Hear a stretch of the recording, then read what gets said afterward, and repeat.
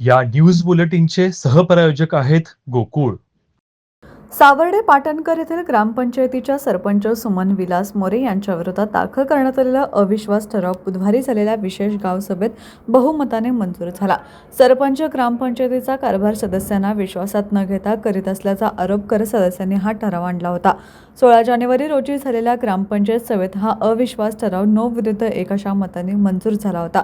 त्यानंतर जिल्हाधिकारी कार्यालयाच्या आदेशानुसार विशेष गावसभा घेऊन सहमती असहमतीसाठी मतदान प्रक्रिया राबवण्यात आली.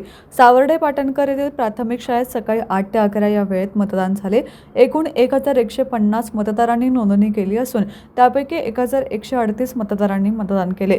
मतमोजणी अंतिम अविश्वास ठरावाच्या बाजूने 582 तर विरोधात 538 अशी मते पडली, तर 17 मते अवैध ठरली. त्यामुळे 47 मतांच्या फरकाने अविश्वास ठराव मंजूर झाल्याचे गटविकास अधिकारी अविनाश मेश्राम यांनी सांगितले.